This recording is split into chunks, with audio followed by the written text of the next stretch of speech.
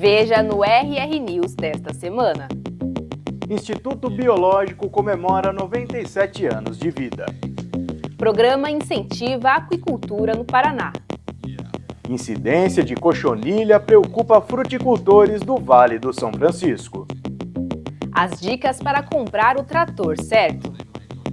Começa agora o RR News, o seu jornal semanal do agronegócio.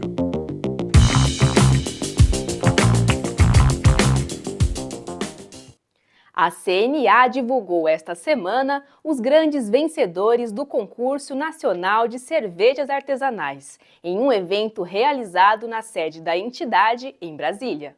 É com imensa alegria que damos início à cerimônia de premiação da melhor cerveja artesanal do Brasil. 10 marcas de cervejas artesanais foram premiadas pela CNA em evento realizado esta semana, reunindo os produtores, familiares, autoridades e representantes de diversas entidades. O objetivo da CNA é promover a agricultura familiar e estimular a busca de produtos de excelência também em pequenos negócios. Isso é uma determinação dessa casa de que nós temos de transformar esse país no país celeiro da produção de tudo. Não é celeiro só da produção de soja, de café, de carne, não, de tudo. Porque nós temos um país com uma diversidade fantástica de clima e solo e de população. Eu, nesse instante, estava conversando aqui com meu amigo Viamão de lá de Mato Grosso, ele falando o que é a expansão, o que são os crescimentos da cidade de Mato Grosso, e dizendo a ele que nós do sistema temos de apoiar esse crescimento. E nós do sistema temos de apoiar todos vocês que tenham inovação, todos vocês que são produtores de algum tipo de atividade que, de qualquer maneira, é o agro. Porque a cerveja é o agro, porque é feito com produtos da agropecuária. E, por que não dizer, a cerveja, o Brasil hoje, se não está perto de ser o maior consumidor de cerveja do mundo. Eu acho que ainda não é, mas com certeza nós vamos ser o maior consumidor por causa do nosso clima, por causa da nossa produção, que nós temos uma variedade de cerveja fantástica aqui, e agora com essa cerveja artesanal, que com certeza, quando terminar aqui, eu quero beber, para também fazer parte desse jurado aqui, para ver se acertaram qual vai ser a cerveja campeã. Na categoria Ale, o grande vencedor foi José Macedo, com a cerveja Aratinga Fruit Beer, do município de Ribeira do Pontal, na Bahia. Já na categoria Lager, a primeira colocação ficou com Alexandre Lewis Cherchenevski, produtor da cerveja Galo Velho Cold IPA de São Paulo.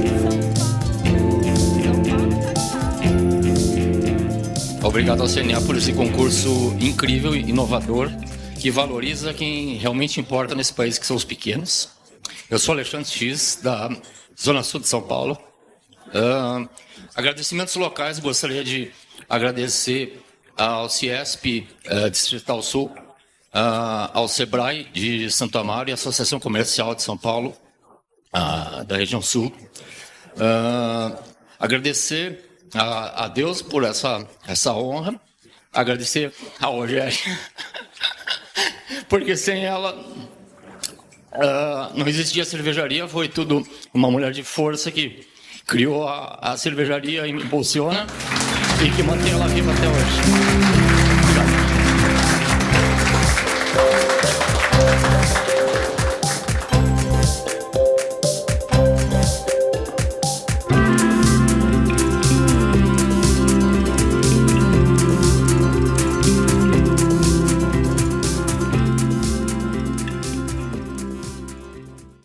E o Prêmio Brasil Artesanal não para por aí. Os resultados de outras categorias serão anunciados em breve, entre elas charcutaria e vinhos. Estimulando a produção de pequena escala, o prêmio já mudou a vida de muita gente. Nossa empresa, nossa agroindústria, começou com um trabalho de família, com a ideia de trazer um pouco da cultura, da tradição, aqui das famílias aqui da Serra Gaúcha. Os embutidos, querendo ou não, eles trazem muito da tradição, da cultura aqui da região. E aí a gente gostaríamos muito, trabalhando nessa ideia, de trazer nos embutidos, no nosso trabalho, muito dessa história, dessa cultura e tradição do povo local. Então a gente buscou nos nossos produtos as receitas tradicionais de família e da região.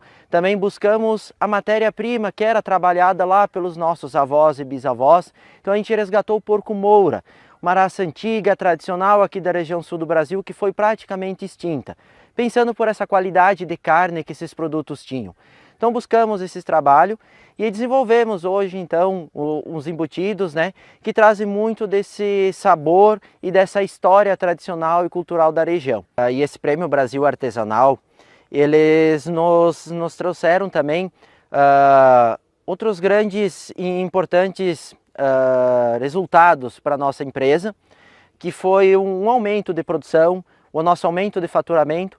Antes mesmo do prêmio de 2020, nós tínhamos uma produção pequena, nós trabalhávamos com a média de 8 a 10 animais de produção mensal.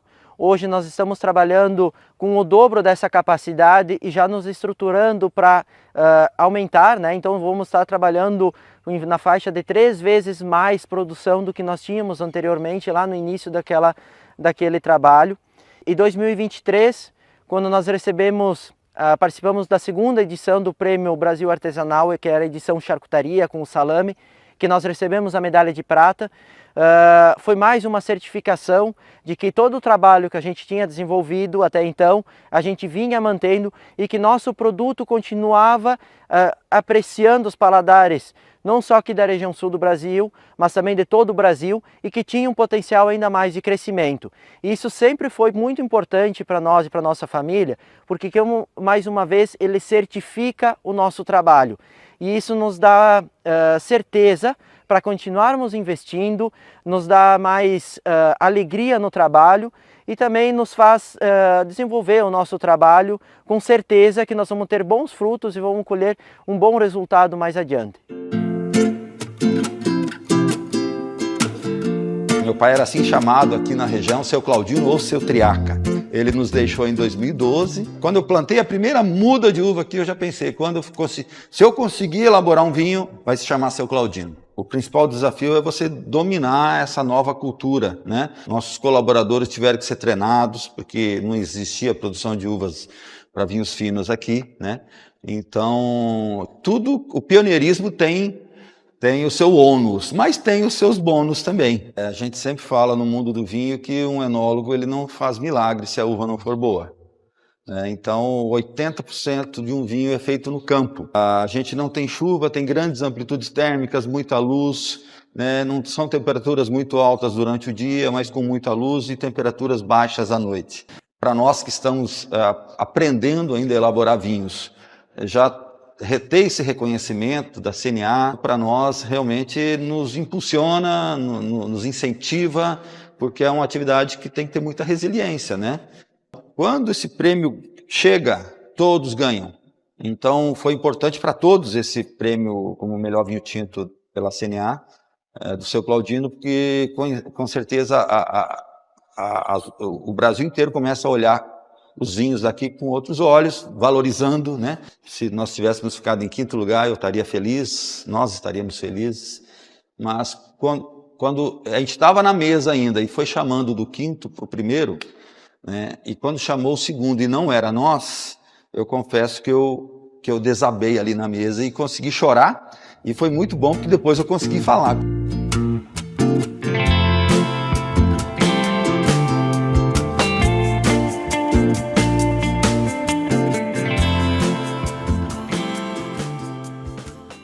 Uma cafeicultura mais amiga do meio ambiente já é realidade no Brasil. E uma parceria vem para difundir ainda mais esse cenário. A descarbonização do café como medida sustentável para a prática desse cultivo. É esse um dos principais objetivos da parceria firmada entre a Cochupé e a Iara. Nós entendemos que isso é o início de uma nova fase e que vem a atender os pilares da sustentabilidade, políticas de ESG e atender a demanda mundial hoje por um produto de mais qualidade e com menos carbono. Até a escolha que nós tivemos dessa cultura para iniciar esse projeto é pela visibilidade que o café tem no cenário global. A bebida aqui, advinda do Brasil, ela já é muito bem vista no mercado global e já temos consumidores, né, muito interessados por tomar uma bebida não só de qualidade, mas uma bebida produzida cada vez mais com sustentabilidade, né? A cafeicultura brasileira, ela já tem uma sustentabilidade em si. O agricultor ele já usa práticas que traz uma redução na pegada de carbono do café e a gente conseguir promover cada vez mais isso através de outras práticas, como o uso de fertilizantes, é o caminho. Então, por aí está um pouco a escolha da Yara em iniciar pela cultura do café. Esse projeto, essa questão da descarbonização, essa questão de sustentabilidade, pode e deve ser ampliada pela Yara para outras culturas? Sim, a ideia é que a gente inicie pelo café, né, como já tem esse projeto em andamento e outros projetos potenciais, mas a gente está trabalhando para evoluir em outras culturas, né? Exemplo, batata. Batata é uma cultura que a gente tem buscado trabalhar, está iniciando um trabalho nesse sentido, tem parcerias nesse sentido. Própria cultura da cana-de-açúcar, né, também outros projetos que a gente tem. Então tem culturas potenciais para a gente conseguir evoluir. Claro que num primeiro momento são culturas que o agricultor, o consumidor ou a cadeia está buscando por uma pegada de carbono mais reduzida, por sustentabilidade. Então são culturas, de um modo geral, de exportação ou de consumo direto pelo agricultor, né, pelo consumidor. Então essas culturas são mais potenciais. São culturas que a gente já consegue ter modelos, né, ou consumidores interessados a pagar por isso, né, a valorizar isso, porque isso tem que voltar para o agricultor em termos de benefício. Os fertilizantes Lauer Carbon são os produzidos a partir de matrizes renováveis e sua utilização faz parte do portfólio Yara Climate Choice. Na agricultura tem um conceito, né, de manejo que é o manejo 4C, que é o uso correto, a fonte correta, a dose certa, né, o tempo certo. Então a gente tem a intenção de combinar esses dois conceitos, tanto a parte de manejo quanto soluções com menor pegada. Esse portfólio ele ainda é um volume inicial reduzido, a gente obviamente tem a intenção de expandir, mas a gente pode trabalhar em ambas as frentes, né? Então, manejo combinado às soluções que já são entregues hoje, como que esse atributo, como é que isso impacta positivamente no que é produzido hoje. Hoje a gente consegue comprovar que a gente reduz a pegada com as soluções que já são utilizadas e o que a gente pode atingir de melhoria, né, com essa inovação. Então a gente trabalha com principalmente essas frentes. Dentro desse portfólio, dentro dessas soluções, como que vocês buscam explicar aos cafeicultores, principalmente aqueles mais simples, né, de menor tamanho, a importância da descarbonização, dessa pegada menor, dessa sustentabilidade maior, claro, aliada aos produtos que vocês disponibilizam ao mercado? Com certeza esse é um dos grandes desafios, porque chegam muitas informações para os produtores e a gente precisa transformar a informação em algo que seja palpável, que seja relevante, aplicável. Assim como para a gente dentro de casa também é difícil até de entender, né? Às vezes de conseguir alinhar os conceitos, a gente precisa levar para o produtor o que é de fato relevante e numa linguagem que seja compreensível. Então, uma forma que a gente vem fazendo é, de fato, estar no campo e mostrar, falar, porque eles sabem que tem se falado, né, de pegada de carbono, de mercado de carbono, de redução, mas tá bem, mas de fato como é que a gente, como uma empresa de nutrição vegetal, vai contribuir com isso com vocês? Então a gente está indo no campo, explicando, mostrando para eles, trazendo esses conceitos, através de eventos como esse, onde a gente trouxe, né, um momento de uma explicação técnica. Então a gente acredita que são os passos, assim, né? A gente vai ir construindo esse conhecimento e juntos a gente vai entendendo e esclarecendo, né, as dúvidas que virão. A Itaipu Binacional lançou um convênio para fomentar o setor pesqueiro, principalmente na aquicultura familiar e pesca artesanal. Com investimentos previstos de cerca de 9 milhões de reais, a ação deve beneficiar produtores da região da usina. O convênio terá vigência de 33 meses e vai oferecer assessoria técnica e administrativa para o setor pesqueiro paranaense e também para 35 municípios do Mato Grosso do Sul. É oferecer aos pescadores e pescadoras profissionais que possam contribuir na organização enquanto associação, na parte documental, de controle de custos e principalmente na qualidade da pesca e como pode melhorar a qualidade da pesca e, consequentemente, a renda dessa população. Portanto, é uma parceria, não é uma doação, onde nós entramos com financiamento, contribuímos para o desenvolvimento do Paraná e principalmente para a melhoria da qualidade de vida desses pescadores e pescadoras e aprendemos deles tudo aquilo que eles têm acumulado no que se refere à preservação da água na nossa região. Nós iremos apoiar a Itaipu na gestão desse projeto. Então, colocando engenheiros, engenheiras, analistas de situação que envolve negociação, envolve questões sanitárias. Então, nós vamos apoiar diretamente as demandas dos pescadores. Então, o que precisar, o Itaipu Parktec, juntamente com o Itaipu Binacional, vai fazer isso. Então, tem um recurso e a gente vai operar esse recurso para apoiar. São 9 milhões de investimentos. A gente precisa sempre de apoiadores importantes, né? Então, o Paraná e o Mato Grosso do Sul, a gente tem aqui a Itaipu para poder fazer com que isso chegue na ponta mesmo, né? Então a gente precisa sempre ter isso. E através do governo federal a gente vem buscando sempre esses parceiros para poder mostrar como um exemplo pode ser replicado nos próximos estados. Bom, então a Itaipu está investindo mais de 9 milhões, né?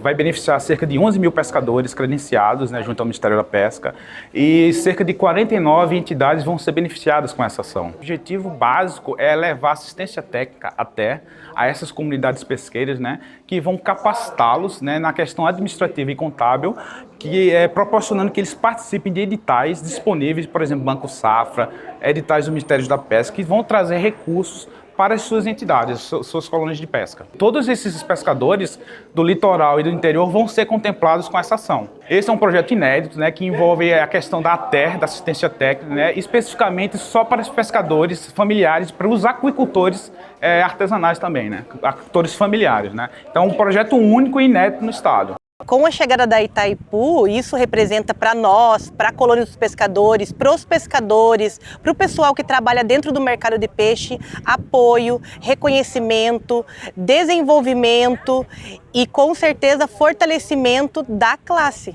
Além do pescador que vem do mar, tem a mulher que está esperando ele chegar, tem o filho, a mulher que está limpando o camarão, o filho que está cortando o peixe. Então, vai ser principalmente um desenvolvimento econômico, né?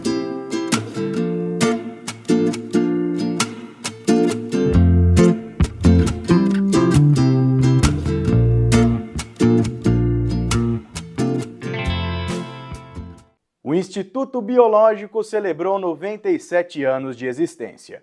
A instituição tem um papel importante no desenvolvimento do agro paulista. Desde 1927 que o Instituto Biológico cumpre a sua missão. E nesses 97 anos nós temos muito a comemorar. Esse ano, nesses últimos 12 meses, por exemplo, o Instituto Biológico realizou 224 mil análises diagnósticas dentro dessas áreas de atuação. Nós recebemos amostras de 34 países. Então, a importância da nossa instituição para que o nosso país possa tanto importar alimentos, assim como exportar o alimento aqui produzido. A nossa instituição trabalha rigorosamente em pesquisa, desenvolvimento e inovação. E nós temos também programas que trazemos a sociedade aqui para dentro para conhecer as nossas atividades. Nesse último ano, nós recebemos mais de 20 mil pessoas. Só no nosso museu, que chama Planeta Inseto, 77 mil pessoas. E é uma alegria nós podermos demonstrar tudo que essa instituição tem feito para o nosso país.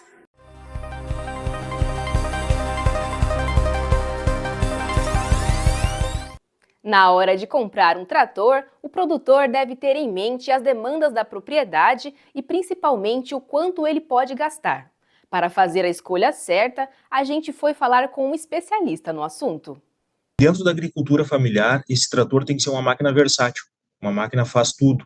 É uma máquina que vai auxiliar o agricultor desde o preparo do solo, muitas vezes, passando pelo plantio, tratos culturais, até a colheita.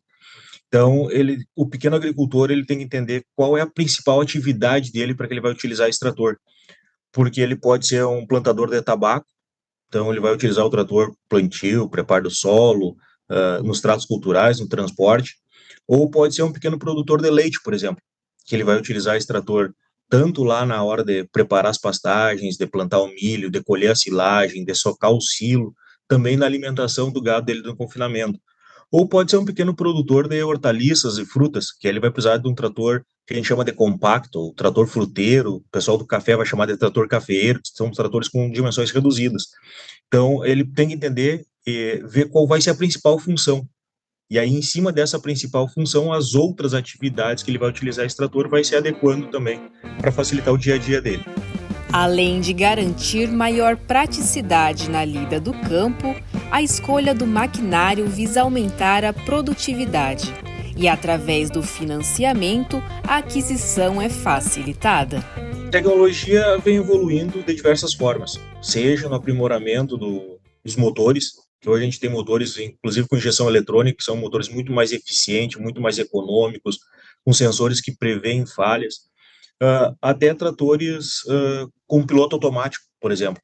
O pequeno agricultor hoje pode, quem trabalha com grãos principalmente, utilizar um trator dentro da agricultura familiar, enquadrado dentro do MDA, com um piloto automático instalado. Então, vai facilitar o dia a dia dele, vai diminuir a sobreposição, vai diminuir a fadiga.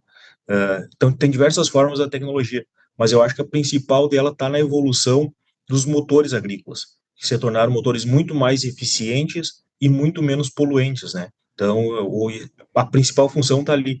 Além, claro, das questões ergonômicas do que se adequar a esse trator.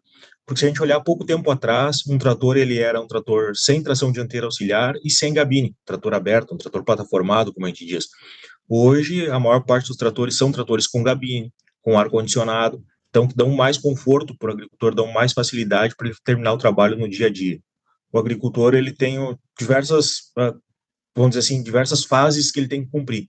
Uma delas é estar enquadrado dentro do PRONAF, do MDA, né? Então, são agricultores que têm até 4 módulos de produção, tem uma renda que é no mínimo, 50% da renda oriunda da atividade da agricultura familiar. A mão de obra tem que ser, em maioria, dentro da família dele, né? Então, é algo bem assim. E os tratores, no programa, eles têm que ter no máximo 80 cavalos de potência. Então, qualquer trator abaixo de 80 cavalos que seja nacional, ele se enquadra dentro do programa. A escolha por concessionárias com ampla cobertura pelo país é uma estratégia para que os agricultores tenham menores custos em manutenção. Diferente de um carro, que se der um problema numa estrada, tu chama um guincho, coloca para cima e leva até o concessionário, muitas vezes a manutenção, por ser uma máquina pesada, difícil de transportar, mais complicado, então muitas vezes o próprio mecânico tem que se deslocar até a propriedade do cliente para fazer essa manutenção ou para fazer essa correção.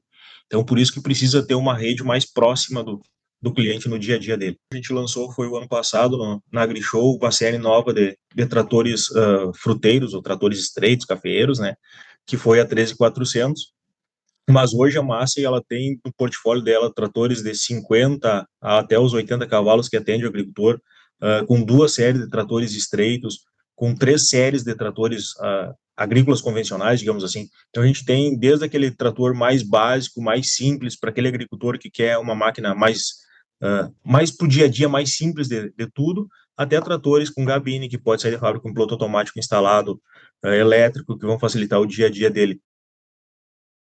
A cultura do algodão segue em franca expansão no país. Com esse crescimento, aumenta também a demanda por tecnologias que garantam a saúde da lavoura e maiores índices de produtividade. A gente tem ouvido bastante falar do aumento da produção do Brasil, que pode chegar até um aumento de 8% adicionais. E essa demanda tem aumentado basicamente por 2 motivos principais. Um, de fato, é mercadológico, em termos de rentabilidade do algodão em relação às outras culturas, como soja e milho. Ele tem trazido ganhos, então o produtor tem focado um pouco nisso. E outra também é a demanda no mercado internacional por algodão no Brasil. No último ano a gente foi o maior exportador de algodão, então de fato o mercado internacional ele tem procurado o algodão brasileiro. E aí eu vejo que tem 2 motivos principais. Um deles é de fato a qualidade do algodão, E outro é a nossa rastreabilidade do nosso modelo de produção, que é um dos mais sustentáveis do mundo. E nesse sentido, pensando em qualidade e rastreabilidade, a cultivar que você escolhe ela tem um fator super importante, porque de fato o potencial genético em termos de qualidade ele tem que ser gerado da cultivar, e uma vez você tem um manejo para que você garanta que essa qualidade ela se mantém durante todo o processo, seja desde o plantio até o beneficiamento e separação da pluma. E a questão da sustentabilidade, o melhoramento genético, ele tem um papel importante também, porque de fato existem tecnologias e atributos que você pode agregar dentro de uma cultivar, que ela pode reduzir o número de aplicações de fungicida, como a tecnologia resistência à malária, uma produtividade maior em presença de nematóide, com resistência a galhas, por exemplo, nematóide de galhas, né? O antilêmios também tem aumentado bastante, né? Então, o melhoramento genético ele tem um papel super importante nesse sentido de você poder ajustar a produtividade em ambientes mais restritivos e também a qualidade de fibra, que é um fator super importante que o mercado tem demandado cada vez mais. Então, a tendência é que, de fato, o algodão brasileiro ele continue a ser relevante no mercado internacional e essa demanda vai aumentando, e que os produtores com mais eficiência continuem a produzir cada vez mais e que esse mercado continue um ciclo de aumento, uma tendência de aumento nos próximos anos. Levantamento da BPA mostra que as exportações brasileiras de carne suína registraram alta em outubro. Os números agradaram os representantes do setor de proteína animal, que segue em franca expansão. As exportações de carne suína no mês de outubro vieram de uma maneira muito positiva, trazendo o segundo melhor desempenho em volume da história da suinicultura brasileira, com 130 mil toneladas exportadas no mês de outubro, crescimento de 40% quando comparado com o mesmo período do ano passado. E no acumulado do ano, de janeiro a outubro, já passamos de 1.120.000 toneladas exportadas, crescimento de 10,7%. Aliás, já quebrando a previsão que a BPA fazia no começo do ano, de um crescimento entre 7% e 8%, já cumprido agora nos primeiros 10 meses do ano, mas que deve, inclusive, mostrar tendência para o final do ano de novembro e dezembro, com meses também muito positivos, fazendo médias superiores a 100 mil toneladas por mês, quase alcançando, como estamos fazendo no segundo semestre do ano, mais de 110 mil toneladas exportadas. Esse movimento se dá também com uma bela característica, que é a capilaridade de mercados atingida pela nossa suinicultura brasileira. A China caiu as suas exportações em 24% nesse mês, mas as Filipinas cresceram 260% com relação ao mesmo período do ano passado, fazendo 38 mil toneladas. O Japão cresce bastante também, com quase 200% de crescimento. O Chile e Hong Kong são os países que fizeram destaque nesse mês. Mas quando olhamos no acumulado, temos a grande novidade. Pela primeira vez nos últimos anos, não é mais a China o maior comprador do Brasil. A Filipinas tornou-se, no valor acumulado, o maior importador de carne suína do Brasil. Importou, de janeiro a outubro, 206 mil toneladas, crescimento de 103,3% com relação ao mesmo período do ano passado, superando a China, que nesse período importou 199 mil toneladas. Mas também foram bons os desempenhos com crescimentos interessantes no Chile, no Japão e Singapura.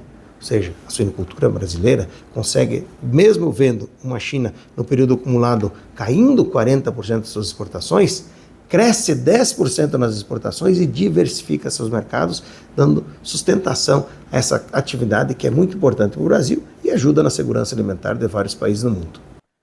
6 espécies de cochonilhas foram registradas pela primeira vez na região do Vale do São Francisco, a mais importante zona de produção de frutas tropicais do país.